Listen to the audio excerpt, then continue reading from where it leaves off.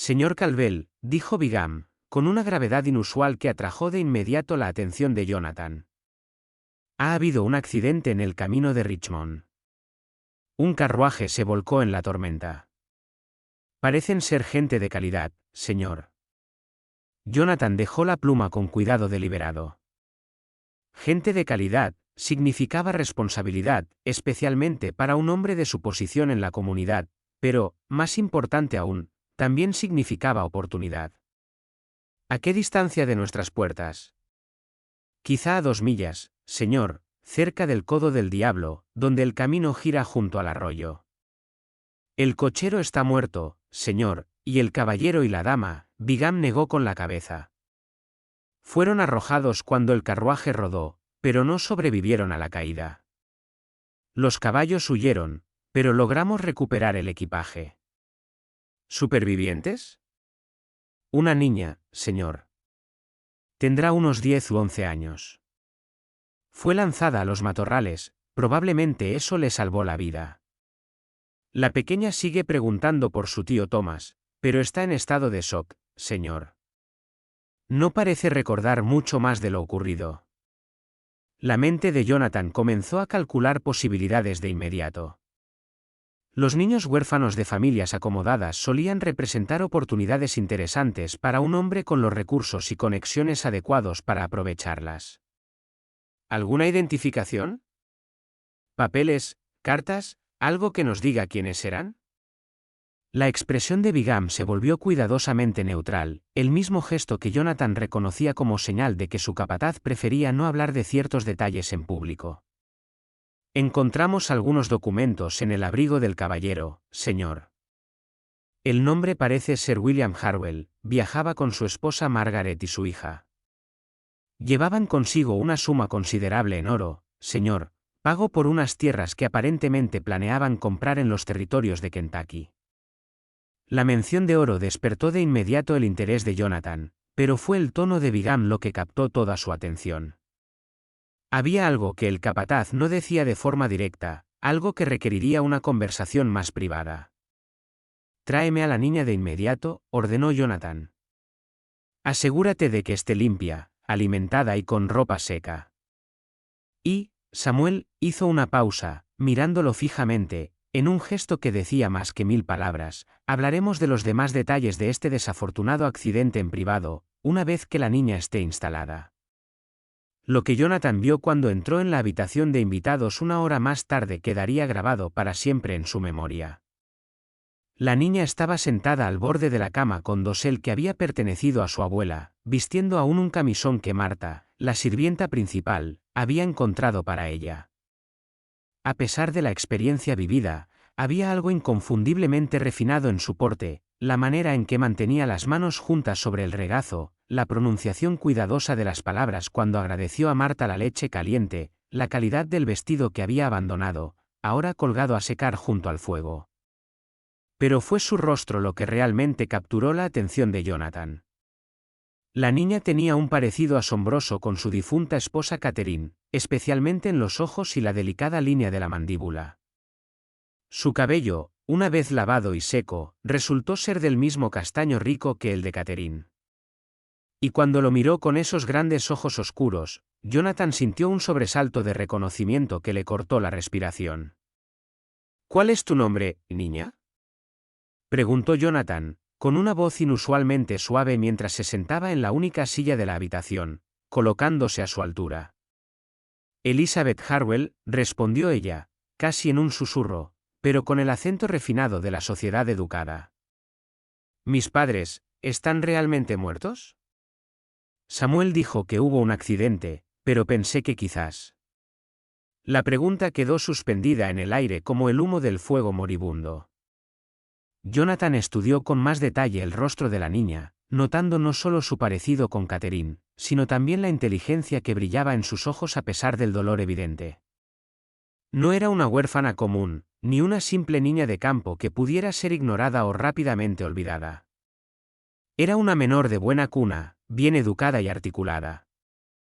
Que sería buscada y reclamada si simplemente desaparecía. Pero también estaba completamente sola, asustada y absolutamente dependiente de su caridad para sobrevivir. Me temo que sí, querida, dijo Jonathan suavemente, tomando su mano en un gesto que parecía paternal. Pero ahora estás a salvo. Mañana haremos averiguaciones sobre ese tío Thomas que mencionaste. Encontraremos a tu familia y nos aseguraremos de que recibas el cuidado adecuado. Incluso mientras pronunciaba esas palabras de consuelo, su mente ya trabajaba en posibilidades que habrían horrorizado a un hombre menos calculador. Allí estaba una niña de calidad evidente, huérfana y sola, con vínculos familiares aparentemente lejanos y difíciles de verificar. Las posibilidades no solo eran interesantes, eran extraordinarias. Gracias, señor, dijo Elizabeth, dejando ver su educación natural a pesar del cansancio y el duelo. Ha sido muy amable al acogerme. No sé qué habría pasado si su hombre no me hubiera encontrado. La sonrisa de Jonathan fue cálida y tranquilizadora, ocultando pensamientos que no tenían nada de paternos. No lo pienses más, querida. Es nuestro deber cristiano ayudar a quienes lo necesitan. Y sospecho que tú y yo llegaremos a conocernos muy bien. Esa noche, mientras Elizabeth dormía en la habitación de invitados bajo la atenta mirada de Marta, Jonathan se reunió con Samuel Bingham en la bodega de la finca, un lugar escogido específicamente por su privacidad y por la imposibilidad de que su conversación fuera escuchada. Lo que se dijo entre ellos, en aquella cámara de piedra apenas iluminada, pondría en marcha acontecimientos de consecuencias inimaginables. Lo que pasó entre ellos en aquella bodega de piedra, iluminada tenuemente, pondría en marcha acontecimientos de consecuencias inimaginables. La primera carta de consulta que Jonathan escribió nunca fue enviada. En cambio, se unió a una creciente colección de documentos guardados en un cajón con llave de su estudio, documentos que contaban una historia muy distinta a la que él presentaba a sus vecinos y a las autoridades locales. A través de una investigación cuidadosa y metódica, Jonathan descubrió que los padres de Elizabeth, William y Margaret Harwell, efectivamente viajaban para reunirse con familiares en los condados del oeste cuando ocurrió el fatídico accidente. Pero esos familiares vivían en las remotas montañas cerca de la frontera con Kentucky, en asentamientos tan distantes e inaccesibles que la comunicación era esporádica en el mejor de los casos, y a menudo requería meses para atravesar los peligrosos caminos del desierto. Más importante aún, los Harwell eran relativamente nuevos en Virginia, se habían mudado desde Maryland solo 5 años antes, para establecer un pequeño pero próspero negocio de transporte marítimo en Norfolk. Esto significaba que sus conexiones locales eran limitadas, su círculo social reducido, y su desaparición repentina probablemente se atribuiría a las condiciones peligrosas de los viajes fronterizos más que a un acto de mala fe. En el plazo de un mes tras el accidente, Jonathan había elaborado un engaño magistral que mostraba tanto su inteligencia como su absoluta falta de escrúpulos morales. Se presentó ante el secretario del condado como tutor designado de Elizabeth, llevando consigo documentos cuidadosamente falsificados que afirmaban que su misterioso tío Thomas había muerto de fiebre en el desierto de Kentucky pocas semanas antes del accidente del carruaje de sus padres. El momento era perfecto, lo bastante trágico para provocar compasión, lo bastante reciente para explicar por qué nadie había sido notificado, y lo suficientemente distante para hacer imposible cualquier verificación. Como único vínculo superviviente de Elizabeth con la sociedad virginiana, Jonathan aceptó, generosamente, criar a la niña como su pupila, un acto caritativo que elevó aún más su reputación como caballero cristiano, mientras servía a la perfección sus propios intereses. El secretario del condado, abrumado por el caos administrativo dejado por la guerra e impresionado por la posición de Jonathan en la comunidad, aceptó los documentos sin cuestionarlos y lo nombró oficialmente tutor legal de Elizabeth. La transición fue gradual y cuidadosamente orquestada. Elizabeth, traumatizada por su pérdida y aislada en la apartada plantación, comenzó poco a poco a aceptar a Jonathan como protector y benefactor. Él contrató a la señorita Adelaide Fenwick, una solterona instruida de Richmond, como su institutriz, asegurándose de que Elizabeth recibiera una educación acorde a su posición, al tiempo que controlaba con precisión su exposición al mundo exterior. Se ocupó de que fuera tratada con amabilidad y respeto por el personal, le proporcionó ropas hermosas y libros, y comenzó lentamente el proceso de moldearla para algo muy específico que él necesitaba. Pero los planes de Jonathan requerían más que una simple tutela. En el invierno de 1778, realizó un viaje a Richmond que resultaría crucial para su propósito final. Allí, en las elegantes oficinas de su abogado, Cornelius Vance, Jonathan llevó a cabo una serie de maniobras legales tan audaces como sofisticadas. Vance era un hombre que entendía el valor de la discreción y la importancia de no hacer preguntas incómodas cuando trataba con clientes del calibre de Jonathan. De estatura baja, preciso en sus palabras, con cabello gris ralo y las manos suaves de quien jamás había hecho trabajo físico, había construido su práctica atendiendo las complejas necesidades legales de la élite plantadora de Virginia. Sus oficinas ocupaban el segundo piso de un edificio de estilo federal en la calle Main, amuebladas con caoba importada y forradas de volúmenes legales encuadernados en cuero que representaban décadas de estudio sobre las complejidades de la ley de propiedad, los derechos de herencia y los contratos matrimoniales. Primero, Jonathan hizo que Vance redactara papeles formales de adopción, convirtiendo legalmente a Elizabeth en su hija y posible heredera de su finca. Los documentos eran auténticas obras maestras de precisión jurídica, estableciendo no solo su autoridad paternal sobre ella, sino también sus derechos a heredar Millhaven en ausencia de otros herederos directos. Para un observador casual, no parecía más que el acto generoso de un viudo sin hijos que ofrecía seguridad a una huérfana. En segundo lugar, y de forma aún más sorprendente, hizo que Vance preparara lo que parecía un contrato matrimonial estándar, pero con una cláusula peculiar que solo cobraría importancia años después. El contrato era entre Jonathan Calvel, de la finca Millhaven, condado de Henrico, y una joven de linaje y educación adecuados, que se determinaría en una fecha futura. El lenguaje era deliberadamente vago, el calendario intencionadamente indefinido y la identidad específica de la novia, omitida a propósito. Vance, bien recompensado por su discreción y su disposición a redactar documentos inusuales sin hacer preguntas, no planteó objeciones al acuerdo. En el complejo mundo de la ley de propiedad en Virginia, este tipo de contratos matrimoniales abiertos no eran del todo inéditos. Los hombres ricos a menudo arreglaban matrimonios con años de antelación para asegurar alianzas comerciales o consolidar posesiones familiares. Permanecería bajo el más estricto secreto, archivado en los archivos privados de Vance, accesible solo para Jonathan. El plan estaba tan meticulosamente diseñado que incluso el observador más inquisitivo no podía encontrar un fallo. Cada documento, cada explicación, cada interacción con Elizabeth había sido orquestada para asegurar cumplimiento, suprimir sospechas y fomentar dependencia. Sin embargo, Elizabeth no era tan fácil de controlar. El shock del descubrimiento encendió en ella una determinación que su crianza no había previsto completamente. Comenzó a analizar cada conversación, cada lección, cada sutil sugerencia que Jonathan le había hecho a lo largo de los años. Las historias bíblicas, el énfasis en la lealtad, los constantes recordatorios de su papel en preservar el legado Calvel, todo ahora parecía parte de un intrincado entramado psicológico diseñado para hacerla aceptar lo impensable. A medida que avanzaba octubre, notó que el comportamiento de Jonathan había cambiado sutilmente. Su habitual encanto cuidadoso y su compostura infalible ahora mostraban un leve filo de impaciencia. Una tensión apenas perceptible, como si percibiera su conciencia de sus planes.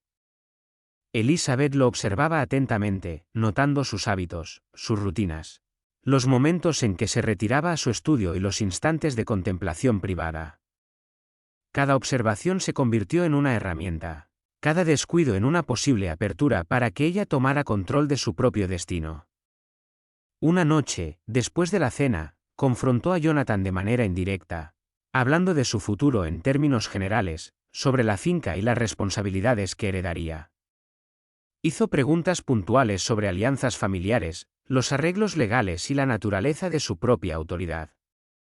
Jonathan respondió con paciencia practicada, guiando cuidadosamente la conversación, pero Elizabeth detectó grietas en su comportamiento aparentemente impenetrable, titubeos, microexpresiones y momentos fugaces en los que sus ojos traicionaban un sutil nerviosismo. Elizabeth comprendió que el conocimiento era ahora su arma. Al entender el alcance completo de las manipulaciones de Jonathan, podía comenzar a desenredar la red que había tejido a su alrededor. Aún no tenía un plan claro para escapar o enfrentarlo directamente, pero la conciencia de su peligro transformó el miedo en resolución. La joven que había sido meticulosamente educada para obedecer ahora se preparaba en silencio para resistir. A finales de octubre, la casa estaba llena de preparativos para la boda. Criados y supervisores se movían con eficiencia mecánica, sin percibir la batalla psicológica que se desarrollaba en los salones y corredores de Millhaven. Jonathan continuaba su fachada de afecto paternal, pero la sombra de su obsesión con la finca y su futuro heredero era ahora más opresiva y tangible para Elizabeth, que lo observaba desde la periferia en silencio. La noche del 30 de octubre, Elizabeth regresó a su habitación con una vela en mano para revisar una vez más los documentos que había descubierto. Los extendió cuidadosamente sobre su escritorio: cartas, contratos, libros contables y las propias notas meticulosas de Jonathan. Cada página confirmaba la sombría realidad que enfrentaba. Cada acto de bondad, cada lección, cada momento de aparente devoción paterna había sido un paso calculado hacia un objetivo que violaba los lazos naturales de familia y confianza. Tocó con el dedo las líneas del contrato matrimonial, sintiendo el peso frío de la inevitabilidad, pero también un destello de claridad. El futuro estaba ahora en sus manos y el diseño de Jonathan, por brillante que fuera, dependía totalmente de su ignorancia y cumplimiento. Cuando la vela se consumió casi por completo, Elizabeth había tomado una decisión silenciosa pero firme. Enfrentaría la verdad con inteligencia y estrategia, utilizando las mismas habilidades que Jonathan le había inculcado para recuperar el control de su vida. Sabía que cualquier acción impulsiva podía desencadenar consecuencias imprevisibles, pero también comprendió que el conocimiento, y el dominio sutil de la observación, la manipulación y la previsión, estaba ahora firmemente en sus manos. La casa estaba en silencio a su alrededor, el viento susurrando entre las ramas desnudas de octubre, como si la finca contuviera la respiración en anticipación. Elizabeth se recostó en su silla, con la vista fija en el último documento, el contrato matrimonial, símbolo del control de Jonathan, y por primera vez sintió un leve atisbo de desafío. El camino por delante sería peligroso y los riesgos inimaginables, pero la comprensión que ahora poseía marcaba el inicio de una lucha que determinaría no solo su destino, sino también el legado de Millhaven. Permanecería archivado pero sin mencionarse. El certificado de matrimonio mostraría únicamente sus nombres, sin referencia a su relación anterior, y sus hijos crecerían conociendo a Jonathan solo como su padre, sin llegar nunca a conocer la verdad sobre los orígenes de su madre. Esa noche, Elizabeth permaneció despierta, planeando su escape. Pero al acercarse el amanecer, comprendió la horrible verdad: no tenía a dónde ir ni recursos propios. Jonathan había sido meticuloso al aislarla del mundo exterior. No tenía amigos de su edad, ni conexiones con familias que pudieran ayudarla. Ni dinero ni propiedades a su nombre. Incluso si pudiera probar lo que él pretendía hacer, los mismos documentos que servirían como evidencia habían sido elaborados para hacerla parecer cómplice del arreglo. La boda estaba programada para el 15 de noviembre, a solo 3 semanas de distancia. El tiempo se acababa y la trampa de Jonathan era casi perfecta en su cruel completitud. La oportunidad de Elizabeth llegó en forma de un visitante inesperado que apareció en la finca Millhaven como respuesta a sus desesperadas plegarias. El 3 de noviembre, un ministro itinerante llamado Reverendo Thomas Harley llegó a sus puertas, buscando alojamiento por una noche durante su viaje entre parroquias en el campo de Virginia. Su apellido hizo que el corazón de Elizabeth latiera con una mezcla de esperanza y terror. ¿Podría ser un vínculo con su verdadera familia? El reverendo Harley era un hombre de unos 50 años, con cabello entrecano y un rostro curtido por pasar la mayor parte del tiempo viajando por caminos difíciles, entre asentamientos dispersos. Su vestimenta indicaba que era un hombre de medios modestos pero de posición respetable, Y su conversación durante la cena reveló un conocimiento profundo de las familias de Virginia y sus historias, adquirido tras años de realizar bautizos, matrimonios y funerales a lo largo del Commonwealth. Durante la cena, servida en el comedor formal de Millhaven bajo retratos de ancestros Calvel, Elizabeth escuchaba atentamente mientras el reverendo Harley hablaba de sus viajes por Virginia y las Carolinas. Contaba historias de asentamientos fronterizos, plantaciones aisladas y los desafíos de ministrar a comunidades dispersas a lo largo de cientos de millas de territorio salvaje. Cuando Jonathan se apartó para instruir a Samuel Bingham sobre las acomodaciones para su invitado, Elizabeth aprovechó su oportunidad. Reverendo Harley dijo en voz baja, con la voz cuidadosamente controlada a pesar de la emoción y el miedo que la recorrían. ¿Podría preguntarle si conoció a una familia llamada Harwell? Creo que podrían haber sido parientes lejanos míos. El rostro curtido del ministro se iluminó con reconocimiento y genuina calidez. De hecho, sí lo hice, niña. William y Margaret Harwell, pérdida trágica, ese accidente de carruaje hace algunos años. Eran buenas personas, cristianos fieles que asistían a mis servicios siempre que estaban en Norfolk por negocios. Hablaban a menudo de su hija, Elizabeth, una chica brillante a la que iban a enviar a vivir con el hermano de Margaret en los territorios de Kentucky después de concluir algunos negocios en el oeste. La compostura de Elizabeth casi se rompió al escuchar la confirmación de hechos que Jonathan había afirmado que eran imposibles de verificar, su hermano, no su tío Thomas. Sí, el hermano Thomas. Se llamaba Thomas Whitfield, aunque Margaret había conservado su apellido de soltera, Harwell, después del matrimonio. No era raro en familias donde la mujer aportaba propiedades considerables al matrimonio. Últimamente, se decía que aún operaba un puesto de comercio cerca de Arrowsburg. Todavía esperaba noticias de la familia de su hermana. Estaba bastante preocupada por ellos, ya que nunca llegaron a la reunión planeada. ¿Por qué preguntas, niña? Antes de que Elizabeth pudiera responder, Jonathan regresó al comedor y la conversación cambió a otros asuntos.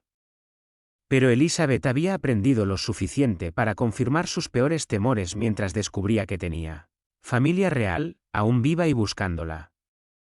Y el tío Thomas que Jonathan decía que había muerto era en realidad el hermano de Margaret. Tenía un apellido diferente y estaba no solo vivo, sino activamente buscando información sobre el destino de sus padres. Esa noche, Elizabeth tomó una decisión desesperada que requeriría todo el coraje e inteligencia que poseía. Confrontaría a Jonathan directamente, no para buscar su misericordia ni negociar su libertad, sino para reunir la evidencia necesaria para exponer sus crímenes ante el reverendo Harley. Si lograba convencer al ministro de llevar noticias de su situación a las autoridades en Richmond, podría tener una oportunidad de escapar de la trampa que la había estado cerrando durante 13 años. Esperó hasta que la casa estuvo dormida, luego se deslizó por los pasillos oscuros hasta el estudio de Jonathan, donde sabía que trabajaba hasta tarde revisando correspondencia y registros de la plantación. Lo encontró exactamente como esperaba, revisando los últimos detalles de su ceremonia de boda. Los documentos falsificados se extendían ante él como los planes de una campaña militar. Cuando levantó la vista y la vio en la puerta, aún con su camisón y bata blanca, su expresión cambió de sorpresa a algo mucho más peligroso, un cálculo frío que le recordó que estaba completamente sola con un hombre capaz de asesinar. Elizabeth, dijo con calma, dejando su pluma con precisión deliberada. Deberías estar durmiendo. Mañana tenemos muchas preparaciones para nuestra ceremonia de boda. El énfasis posesivo que puso en la palabra nuestra le heló la sangre, pero Elizabeth se obligó a mantener la calma. No hay ningún primo, dijo, con voz sorprendentemente firme pese al terror. Nunca lo hubo. ¿Pretendes casarte conmigo tú mismo? La máscara de afecto paternal de Jonathan finalmente se deslizó por completo, revelando al depredador frío que siempre había estado bajo la superficie. La transformación fue aterradora en su totalidad. Se había ido toda pretensión de amor paternal, reemplazada por la mirada calculadora de un hombre cuyos planes cuidadosamente trazados habían sido descubiertos, pero que seguía confiado en controlar la situación. Eres más perspicaz de lo que esperaba, dijo, levantándose lentamente de la silla. Su imponente figura proyectaba largas sombras bajo la luz de las velas, y Elizabeth recordó con fuerza lo físicamente indefensa que estaba frente a él. Sí, no hay primo, y sí, en 12 días te convertirás en mi esposa. También seguirás siendo mi hija, mi heredera y la madre de los hijos que perpetuarán el nombre Calvel. Es un arreglo que sirve a los intereses de todos, respondió Elizabeth, sorprendida por su propia valentía frente a un peligro tan abrumador. La sonrisa de Jonathan era fría como la luz de la luna invernal, sin ningún calor ni humanidad. Tus intereses son mis intereses, Elizabeth. Lo han sido desde la noche en que te encontré, huérfana y sola en el camino de Richmond. ¿Crees que tu rescate fue pura casualidad? ¿Crees que te elegí, te eduqué y te proporcioné por simple caridad cristiana? La implicación la golpeó como un golpe físico, confirmando sospechas que apenas se había atrevido a reconocer. ¿El accidente del carruaje? ¿Lo sabías de antemano? Lo arreglé, dijo Jonathan con un tono casual, como hablando del clima. Tus padres viajaban con una considerable suma de dinero, pago por tierras que iban a comprar en Kentucky. Mis hombres tenían instrucciones de pesar el carruaje y recuperar los fondos, pero tú fuiste un bono inesperado. Cuando vi cuánto te parecías a mi querida Catherine, comprendí que la providencia me había proporcionado algo mucho más valioso que oro. El horror de su situación se cristalizó con claridad absoluta. Sus padres no murieron por un accidente al azar. Habían sido asesinados por orden de Jonathan por su dinero. Ella había sido secuestrada, no rescatada. Todo en su vida durante 13 años había sido construido sobre violencia, engaño y el adoctrinamiento calculado de una niña para fines tan malvados que desafiaban la comprensión. La ley no permitirá esto, dijo Elizabeth, aunque sabía la inutilidad de sus palabras en una sociedad donde las mujeres tenían prácticamente ningún derecho independiente de los hombres. La risa de Jonathan resonó por las paredes llenas de libros y retratos familiares. La ley, querida, es lo que hombres como yo deciden. Legalmente eres mi hija, lo que significa que estás bajo mi absoluta autoridad hasta el matrimonio. Y legalmente te convertirás en mi esposa, lo que significa que seguirás bajo mi autoridad. Los documentos están debidamente ejecutados, presenciados por hombres respetables y presentados ante los tribunales apropiados. No hay ley en Virginia ni en ningún otro lugar que pueda tocarnos. Se acercó mientras hablaba, y Elizabeth pudo oler el brandy en su aliento y ver la satisfacción fría en sus ojos al contemplar su completa victoria sobre su voluntad y su futuro. Más importante aún, había subestimado un factor crucial. La desesperación de Elizabeth estaba igualada por 13 años de educación y observación. Había aprendido literatura, matemáticas, pero también el arte de leer personas, entender motivaciones y reconocer debilidades.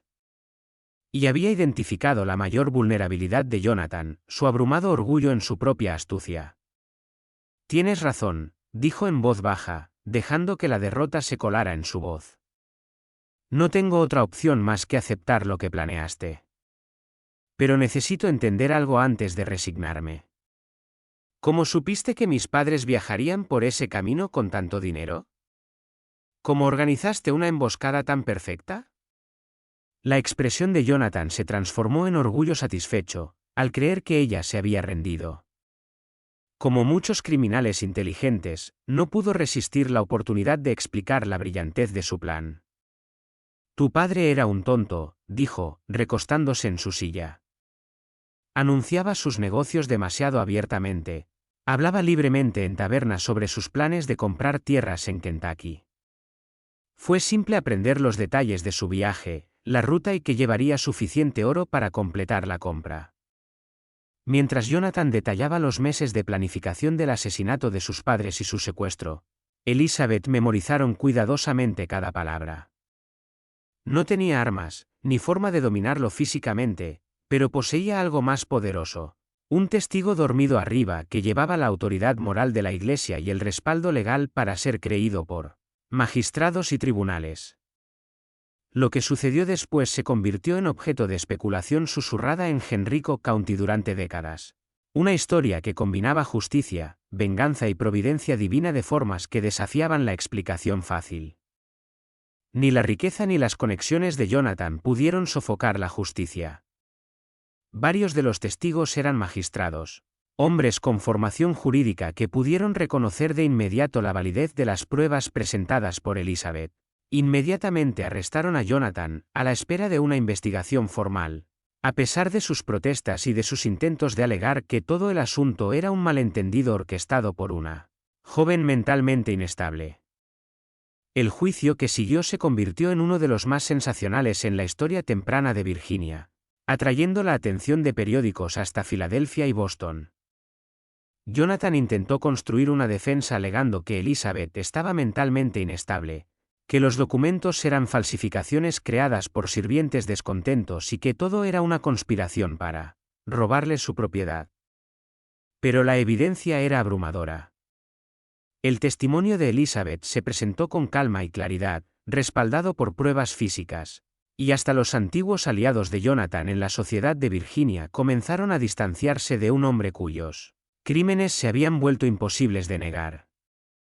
La Fiscalía, dirigida por las mentes legales más prominentes de Virginia, pintó un cuadro de maldad calculada que sorprendió incluso a los observadores más endurecidos.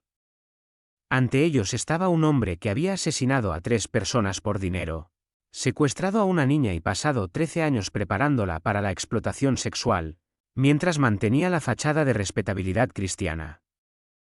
El caso se convirtió en un símbolo de la influencia corruptora del poder sin control y de la importancia de proteger a los miembros más vulnerables de la sociedad de quienes intentan explotarlos. Jonathan fue declarado culpable de múltiples cargos: asesinato en primer grado por la muerte de William y Margaret Harwell, secuestro y privación ilegal de la libertad por el trato a Elizabeth, fraude por los documentos falsificados y asesinato en primer grado por la muerte de su esposa Catherine.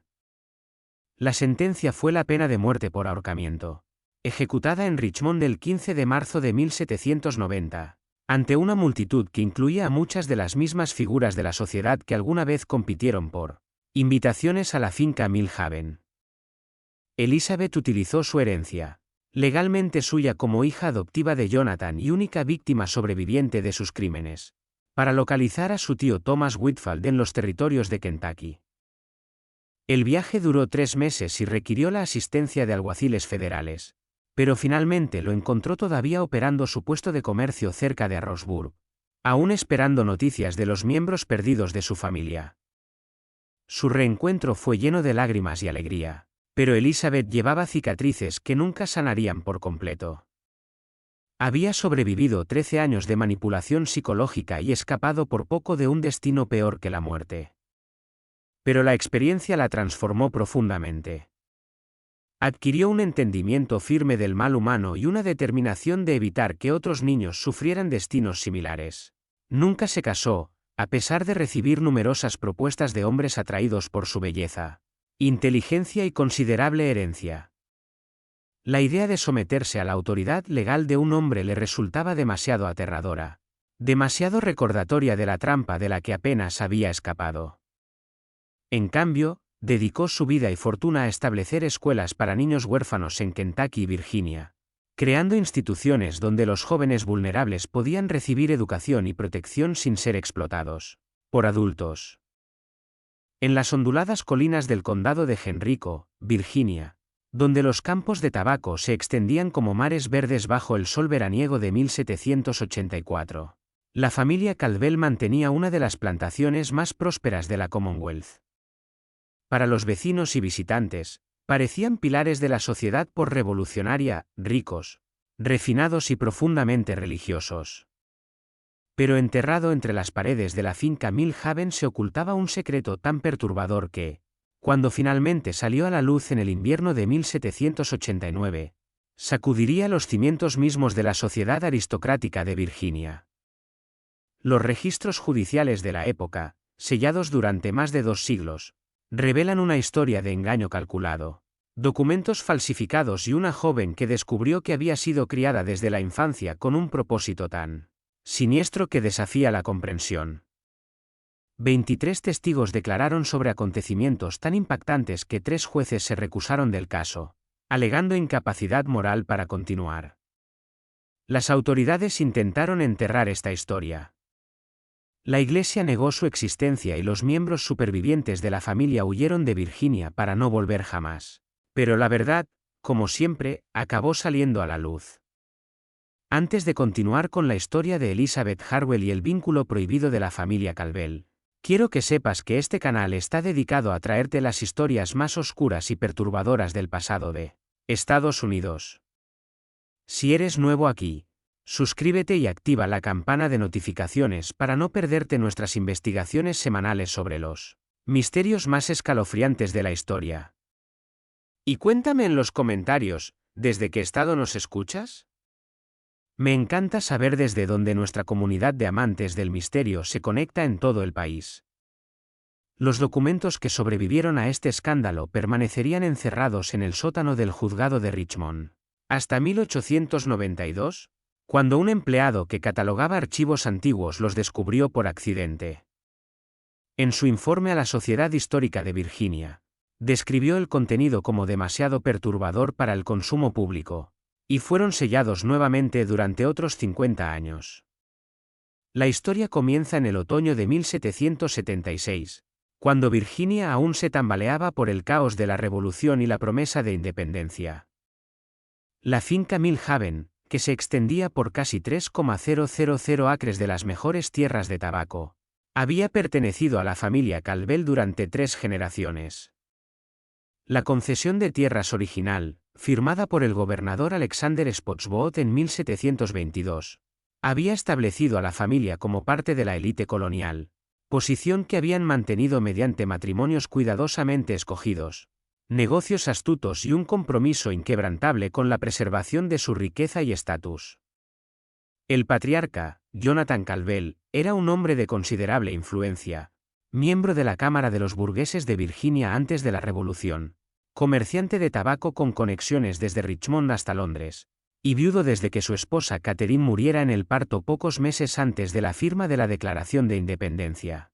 A sus 42 años, Jonathan tenía una presencia tan imponente que los hombres lo escuchaban con atención y las mujeres bajaban la mirada al pasar. Medía más de 1,80 m, con cabello oscuro que empezaba a encanecer en las sienes y ojos del color del acero invernal. Tenía el porte de un hombre nacido para mandar. Su difunta esposa había sido una Harrison, una de las primeras familias de Virginia, cuyo linaje se remontaba a los primeros colonos de Jamestown.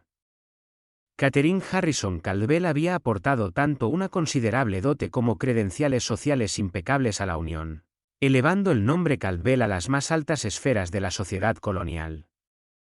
Su matrimonio, aunque breve, había sido tema de conversación en los círculos sociales de Richmond, uniendo 2 de las fortunas tabacaleras más poderosas de la Commonwealth. La guerra había interrumpido las rutas comerciales tradicionales y creado oportunidades sin precedentes para quienes supieran navegar el cambiante panorama político. Jonathan fue de los primeros plantadores de Virginia en reconocer que la nueva nación necesitaría nuevo dinero, nuevas alianzas y nuevas formas de preservar el viejo poder. A diferencia de muchos aristócratas que se mantuvieron leales a la corona por tradición, Jonathan apoyó la revolución desde el principio, no por fervor idealista hacia la libertad y la democracia, sino por un cálculo frío. Entendía que la independencia significaría nuevas leyes, nuevos tribunales y nuevas oportunidades para hombres con la inteligencia necesaria para explotarlas. Su apuesta resultó muy rentable. Cuando otros plantadores luchaban por encontrar mercados para su tabaco en medio del caos bélico, Jonathan estableció conexiones con comerciantes franceses a través de contactos en Filadelfia. Cuando la moneda se volvió inútil, insistió en recibir pagos en oro y escrituras de tierras. Mientras otras fincas caían en deudas y ruina, Mill Haven prosperaba, expandiendo sus propiedades al comprar terrenos colindantes a una fracción de su valor en tiempos de paz. Pero la prosperidad trajo consigo nuevos problemas. Sin un heredero varón, Jonathan enfrentaba la perspectiva de ver la finca dividida entre primos lejanos a su muerte, un destino contra el que su abuelo, el primer Jonathan Calvel, había advertido en cartas que aún se guardaban en el cofre familiar. Una fortuna dividida es una fortuna destruida, escribió en su última misiva. Asegúrate de que el nombre y las tierras Calvel permanezcan siempre unidas, sin importar los sacrificios que esta unidad requiera. El peso de este mandato ancestral oprimía la mente de Jonathan mientras contemplaba su futuro. Había considerado volver a casarse.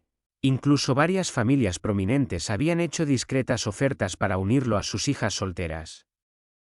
Pero Jonathan no soportaba la idea de compartir su autoridad con otra mujer fuerte como Catherine. Se había acostumbrado al control absoluto sobre su dominio, y la perspectiva de negociar con una esposa con sus propias conexiones y opiniones sobre la gestión de la finca no le atraía en lo más mínimo. Peor aún, cualquier mujer que se casara con él traería consigo los intereses de su propia familia, debilitando el objetivo de Jonathan de preservar el legado Calvel. Lo que necesitaba no era una compañera, sino un instrumento, alguien completamente devoto a su visión, absolutamente dependiente de su protección y ligado a él por lazos que trascendieran cualquier contrato matrimonial. Fue en este contexto de cálculo y obligación ancestral que el destino, o quizá algo más cuidadosamente orquestado, trajo a Elizabeth Harwell a la vida de Jonathan. La lluvia de noviembre golpeaba con fuerza creciente contra las ventanas de la gran casa de Millhaven, mientras la tormenta que lo cambiaría todo reunía su fuerza. Jonathan estaba sentado en su estudio revestido de nogal, revisando manifiestos de envío a la luz de 3 candelabros de plata, piezas francesas que habían sido aportadas por Catherine al mobiliario de la casa. La estancia reflejaba perfectamente su carácter, cada libro colocado con precisión, cada documento archivado según su estricto sistema, cada superficie pulida hasta brillar como un espejo por sirvientes que conocían muy bien que las normas de su amo no admitían concesiones. Los libros de cuentas de la plantación, extendidos ante él, contaban una historia de éxito casi sin precedentes. La cosecha de tabaco había superado todas las expectativas. Los nuevos contratos franceses resultaban más rentables incluso de lo que él había previsto, y sus inversiones en bienes raíces en Richmond daban beneficios que lo convertían en uno de los hombres más ricos de Virginia. Y sin embargo, algo lo carcomía mientras trabajaba. La persistente certeza de que toda esa riqueza sería inútil si no aseguraba su preservación para las generaciones futuras. Cerca de la medianoche, Samuel Bingham, su capataz, apareció en el umbral. Bingham era un hombre enjuto, curtido por el clima, que había servido a la familia Calvel durante más de 20 años, primero bajo las órdenes del padre de Jonathan y ahora bajo las suyas. Su lealtad era absoluta, su discreción incuestionable, y su disposición a cumplir órdenes sin hacer preguntas incómodas había sido probada en numerosas ocasiones.